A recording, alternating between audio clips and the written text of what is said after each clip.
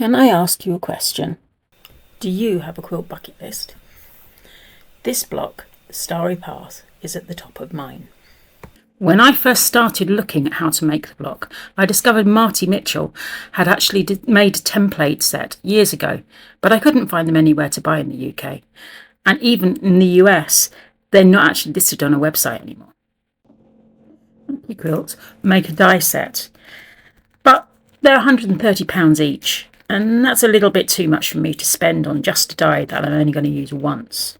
So I decided to look at how to make my own foundation paper piecing pattern.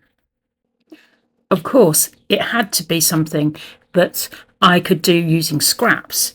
So all the coloured pieces in the block, not the background, but the coloured pieces, ended up being something that I could cut out of a jelly roll. Here's what happened. So to get started then, I'm starting with a piece of paper which will be the size of the finished block. Today I've chosen 8 inches, simply because that fits nicely on a piece of A4 paper, no other reason than that. I'm going to mark the centre of each side, so that you can use that as a point to draw from. So 4 inches either way.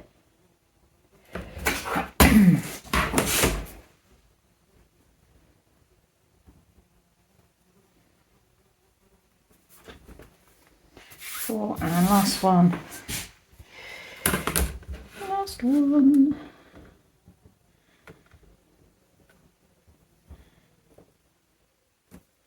There's that. Right, so now to start drawing the lines. Line number 1, diagonal from corner to corner.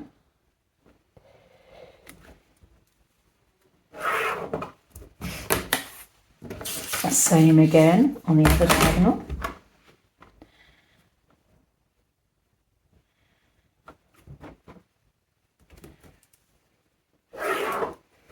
Now, as it's looking at me, I've got a top point here and a bottom right corner here. I'm going to draw a line. I place my ruler along this bit, but I'm only going to draw the line from this diagonal down to the corner, so it's on the last bit of that run. So line it up from the diagonal down to the corner. Now I've got my hand out of the way. You should be able to see I lined the ruler up from here to here, but I only drew from here down to the bottom.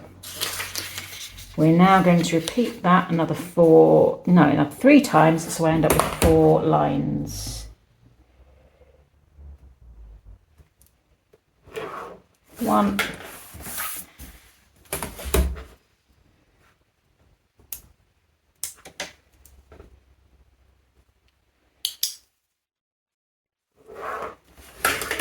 2,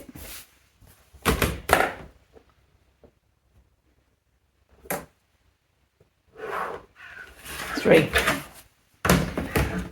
So there is my shape so far.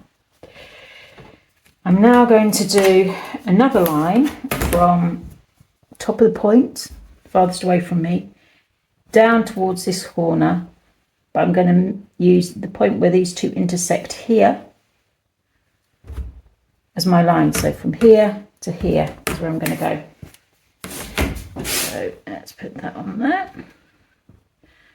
Join those two up, like so.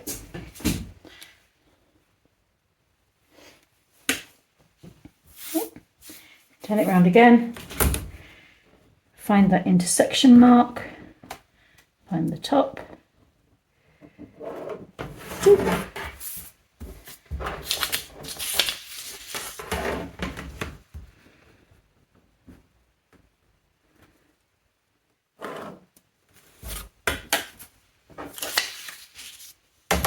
Last one, intersection, join to the top.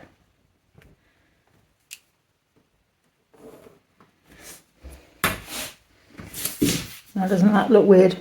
It doesn't really look anything like you want it to look, but there we go. So one more set of lines. Again, starting at the top, furthest away from me, in the middle. I'm going to go down towards the bottom right hand corner again, and this time I'm going to go from here down to the first line that I've drawn. So like so, and stop there. That's what I end up with. Let me get the angle right. There we go. So this is the one that I've drawn this time, from the middle down towards the corner, but stop there. So repeat another 3 times.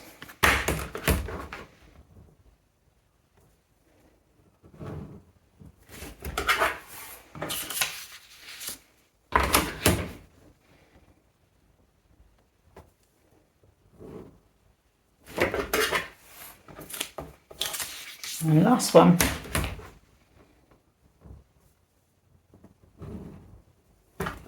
And there we go. There's our pattern. Now it's a little bit difficult to see because we haven't got any colour on there. So we're going to add some colour, which is going to highlight where things are. So I'm going to start on this corner here and draw some lines across. I then miss this shape and I go on to the next one. So it's almost as though this triangle has been tucked behind the other one. Like so. Here's my green. So we grab another colour. Okay, turn it round. Again, I'm going to go for this triangle. It's going to go underneath the green and it's going to emerge on this side. So I'm going to do a different symbol so that if I end up having to print these out in black and white, I will still be able to tell which section is which, even if the colour isn't there. There we go, section number 2.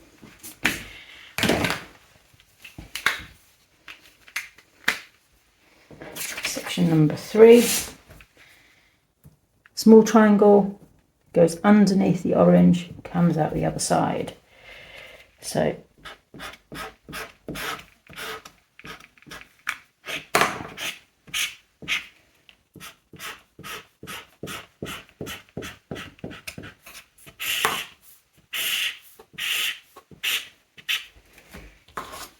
there's that one. And then I need one more colour.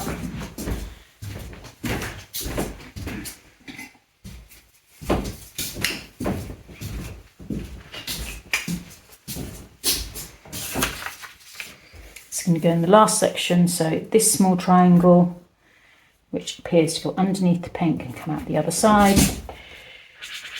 And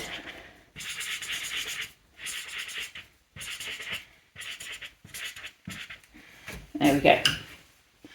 1, 2, 3, 4 colours. Background can stay where it is. So, next thing to do.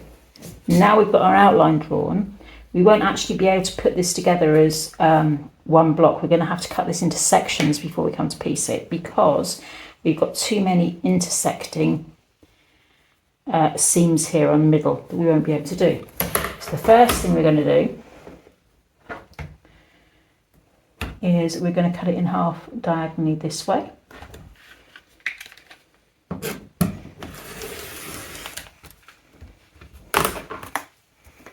Then we're going to turn it around because it's still too complicated. We've still got too many seams. We're going to cut it in half this way in both sections. We're going to end up with 4 sections that are the same shapes and they look identical in terms of shape, but they are different in terms of colour.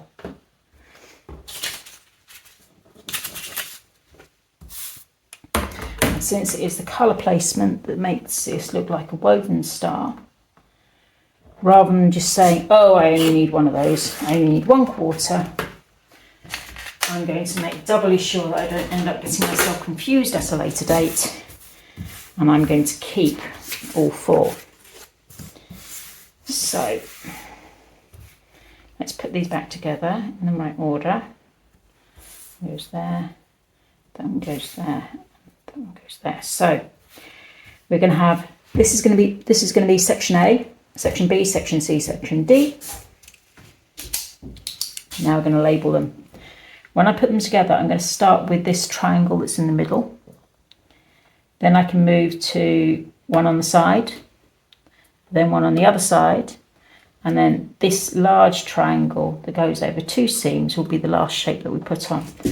So this is going to be A1, A2, A3, A4. Moving round clockwise, this is the next one. Number sequence is going to be actually the same. So this is B1, B2, B3, B4.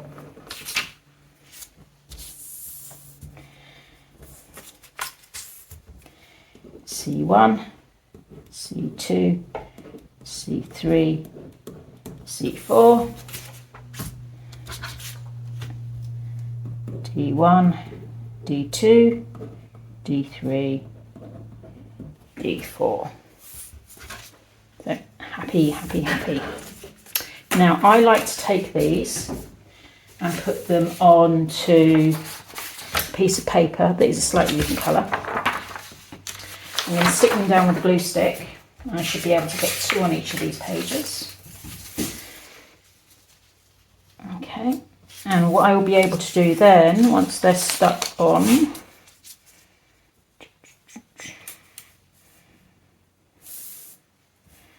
is there is enough space for me to draw an outline on that is 1/4 inch away from each shape. So that will give me 1 page 2 that's ready to photocopy, and then same thing on the second page, and then we're done. So here we have it, 2 pages that are all ready to be scanned. There's page number 1, 2 of my shapes on. Here's the seam allowance that I was talking about. By having it on a different colour, it means that I can actually tell the difference between what is the main shape and what is the background really, really easily, even when it's a digital image. And this is page number 2. So shapes C and D, same thing. All ready to be scanned or photocopied, and then for multiples to be printed out for my next project. So what do you think? Is this something that you could do? Is this something that you think is interesting? Is there a quilt block that you have always wanted to know how to make? Just like this one was on my bucket list. What's on yours? I would be really interested to know. Until I see you again, have a good day and goodbye.